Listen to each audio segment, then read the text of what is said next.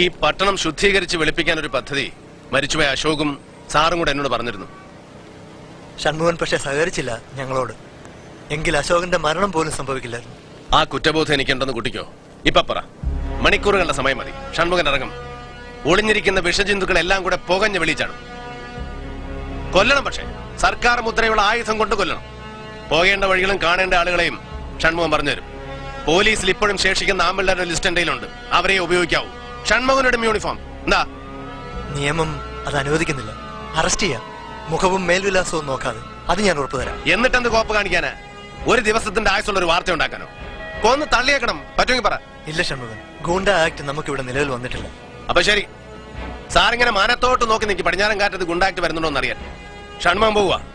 ഞാനും കൂടെ ചേർന്ന് വെള്ളവും വളവും കൊടുത്ത് വളർത്തിയ വിഷത്തിന്റെ പൂവും കായും വിടരുന്ന ഒരു മരമുണ്ട്.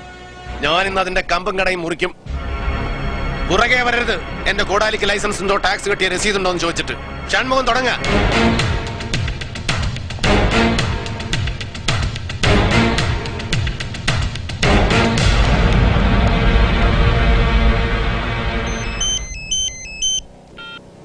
ഹലോ പോളി, എവിടെയാടാ? ഞാൻ ഓഫീസിലാ. ഷറഫ് ഇപ്പൊ വരുന്നാ പറഞ്ഞത്. വന്നാലുടൻ. ഓഫീസിലിരിക്കുന്ന അത്ര നല്ലതല്ല. അവൻ എത്തട്ടെ. അവൻ വന്നാ തോന്നണേ.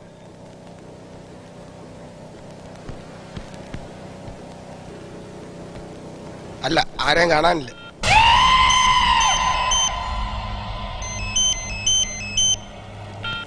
ഹലോ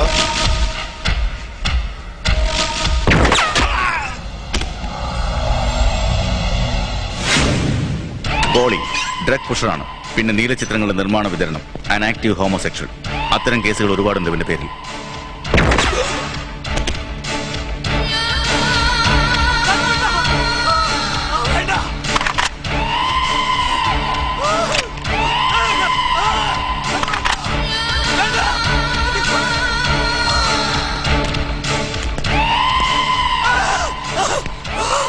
ഓട്ടോ രാജു ഓട്ടോ ഡ്രൈവറായിരുന്നു പണ്ട്. പക്ഷെ ഇന്ന് അവന്റെ കയ്യിൽ എന്തിനും തയ്യാറായിട്ടുള്ള 20ഓളം ചെറുപ്പക്കാരുണ്ട്. കുട്ടികളെന്ന് തന്നെ പറയണം. 18നും 22നും ഇടയിൽ പ്രായമുള്ള.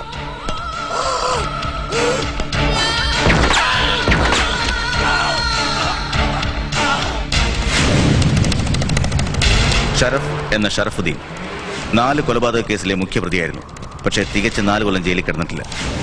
സബ് ജയിലിലും സെൻട്രൽ ജയിലിലും മയക്കുമരുന്നുകൾ എത്തിക്കുന്ന റാക്കറ്റിന്റെ നേതാവ്.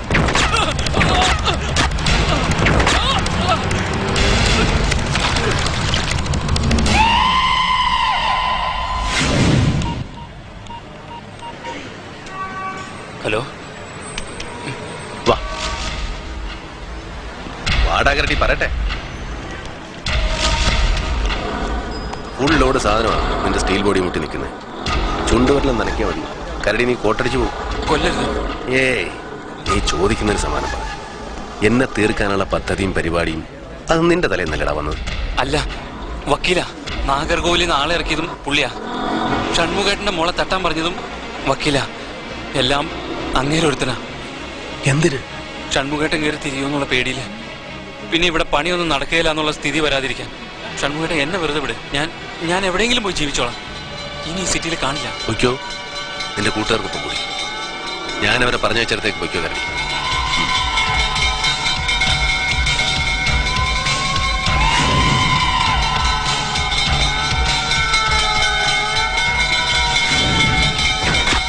കരടി ബിജു കൊട്ടേഷൻ ജോലിയിൽ ഇവനാണെന്ന് സുപ്രീം പൊസിഷനിൽ. ആളുകളുടെ ശരീരഭാഗങ്ങൾക്കും ജീവനും വിലവിവര പട്ടികയുമായി 24 മണിക്കൂറും തുറന്നിരിക്കുന്ന ഓഫീസുണ്ട് ഇവന്. കൂട്ടത്തിൽ ഏറ്റവും ഡേഞ്ചറസ്.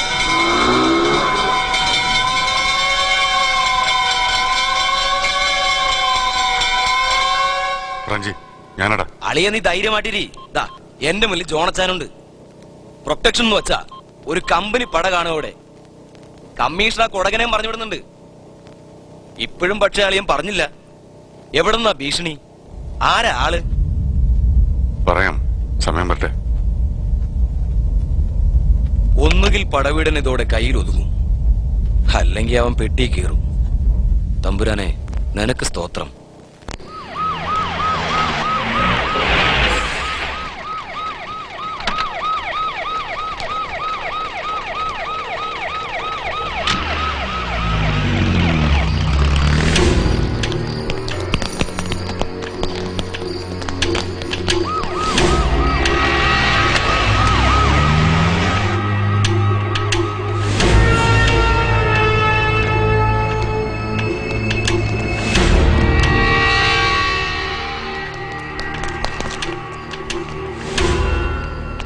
യെസ്, ഉറങ്ങാൻ പോയിക്കൊള്ളൂ mister Padaveedan. Higher level instructions. Minister Francis ആണ് പ്രധാനമായിട്ടും. ഞങ്ങളിവിടെ ഉണ്ട്. ഞാനും പോകുന്നില്ല. നിങ്ങൾ ഉറങ്ങി എന്നറിയും വരെ. Thanks lot mister Chengappa. Good night.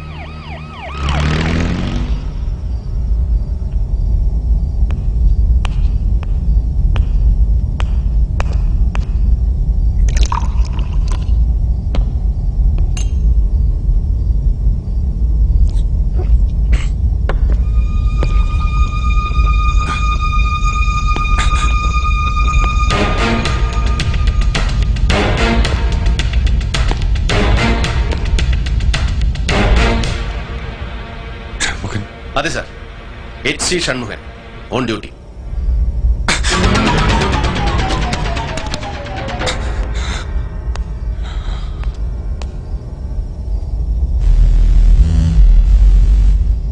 ഇതെന്തിനാ സാറേ? ഞാൻ അംഗരക്ഷകനല്ലേ, പാറാവുകാരൻ. പടവീടൻ സാറിന്റെ ദേഹത്തൊരു ഈച്ച പോലും വന്നിരിക്കാതെ നോക്കേണ്ട കാവൽ സംഘത്തിൽപ്പെട്ടയാള്. മാറ്റിപ്പിടി, പൊട്ടും ലോഡല്ലേ? അതെ, ഫുൾ ലോഡാ.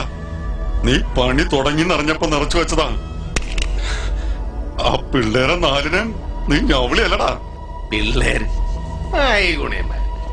പോവാൻ പറഞ്ഞാ നല്ല ഭാഷയിൽ. വള്ളക്കൂലിക്കും പിന്നെ ഏതെങ്കിലും നാട്ടിൽ ചെന്ന് സെറ്റാവുന്നവരെ ചെലവിനുള്ളത് അതും കൊടുത്തു. അവർക്ക് വേണ്ട, അവർക്കെന്റെ ചാവ് കാണും. പുലകുളി അടിയന്തരത്തിന് ചോറും തിന്നണം. തന്നില്ലാ പടപ്പുകളുടെ അഹങ്കാരം. ചങ്കിനും പള്ളയ്ക്കും ഉണ്ട കയറ്റി ചെന്നെ കൊണ്ട്. അവരെ പറഞ്ഞിട്ട് കാര്യമില്ല. അവന്മാര് നോക്കിയപ്പോ കൊല്ലാനും വളർത്താനും ഒടേതമ്പരാൻ ലൈസൻസ് കൊടുത്തുവിട്ട പടവീടൻ സാറിനെ കണ്ടുള്ളൂ. അതിന്റെയും മുകളിൽ തൃക്കണ്ണ് തുറന്നാൽ സർവ്വതും ചാമ്പലാക്കാൻ ശേഷിയുള്ള പരമശിവന്റെ പുത്രൻ ഷൺമുഖനെ അവര് മറന്നുപോയി. മറവിക്ക് ചിലപ്പോഴൊക്കെ നല്ല ശിക്ഷ മരണമാണ്. അതെ, ഈ പട്ടണത്തിലെ ചവറ്റുകൊട്ടയിലേക്ക് ആരോ വലിച്ചെറിഞ്ഞവനെ കൂടെ കൂട്ടി കൂടപ്പിറപ്പിന്റെ സ്നേഹം തന്ന് ഇന്നത്തെ വിശ്വരൂപത്തിലേക്ക് വളർത്തിയ നിന്റെ മച്ചാനെ നീ മറന്നു. പിന്നിട്ട കാലത്തിന് നടന്ന വഴികളെ നീ മറന്നു.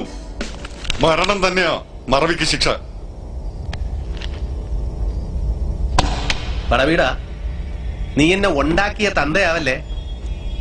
നീ എന്റെ തോളിൽ കൈയിട്ട് കുമ്പാരി എന്ന് വിളിച്ചപ്പോഴൊക്കെ നിനക്ക് ആവശ്യങ്ങളുണ്ടായിരുന്നു. ഒന്നുകിൽ ഒരാളുടെ ജീവൻ, അല്ലെങ്കിൽ ആരുടെയെങ്കിലും പെട്ടിയിലോ പത്തായത്തിലോ ഇരിക്കുന്ന പണം. മുനമ്പത്തെ മീന്നാർന്ന ചെറ്റക്കുടലിൽ നിന്ന് ഈ മണിമാളികയിലേക്ക് ഒരു രാത്രി വെളുത്തപ്പം ഷിഫ്റ്റ് ചെയ്തവനല്ല നീ. ഷൺമുഖന്റെ കൈക്കരുത്തും ചങ്കുറപ്പും വിറ്റും പണയം വെച്ചും കിട്ടിയതിന്റെ നടുക്കണ്ടം തിന്ന് വളർന്നവനാ നീ. ഞാൻ സമ്മതിക്കും, എനിക്കതിൽ അപമാനമില്ല. കൊലക്കത്തി പായും മുമ്പുള്ള ഈ സമയം നീ പറയുന്നത് എന്തും ഞാൻ കേൾക്കും. സമയം, മരണത്തിന് മുമ്പുള്ള സമയം, അതിൽ നമുക്ക് തുല്യാവകാശം. ഈ മുറി വിട്ട് ഒരാൾ മാത്രമേ ജീവനോടെ പുറത്തു പോകൂ. പോയിന്റ് ബ്ലാങ്കിൽ എന്റെ തോക്കിന് മുന്നിൽ നിന്നാ നീ ഇത് പറയുന്നത്. ആയുധം ആവശ്യത്തിന് ഉപകരിക്കാത്ത സന്ദർഭങ്ങളും ചിലപ്പോൾ വരും. ഒരു അത്താഴം കഴിഞ്ഞ ക്രിസ്തു ശിഷ്യന്മാരോട് പിരിയുന്നത്. നമുക്ക് ഓരോന്ന് പിടിപ്പിച്ചാലോ? പിന്നെന്താ, ഒന്നോ രണ്ടോ ആകാം.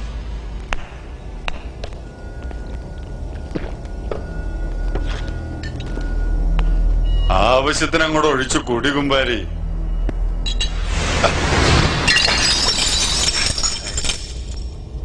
എന്താ മച്ചാനെ, കൈ പറച്ചോ? ബലിയാണെങ്കിലും പോറ്റുന്ന കിടാവിന്റെ കഴുത്തെ കൈവെക്കാൻ പോകുമ്പോ ഒരു വിറ വരും. പൊട്ടിയത് പോട്ടെ, ഇത് പിടി.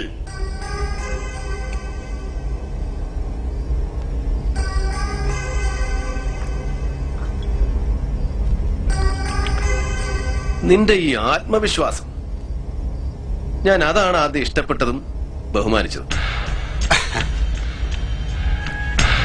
നീ പറഞ്ഞ മീനാറുന്ന കൂരേന്ന് യാത്ര തുടങ്ങുമ്പോ കൈ കരുതാൻ അതൊന്നേ ഉണ്ടായിരുന്നുള്ളൂ.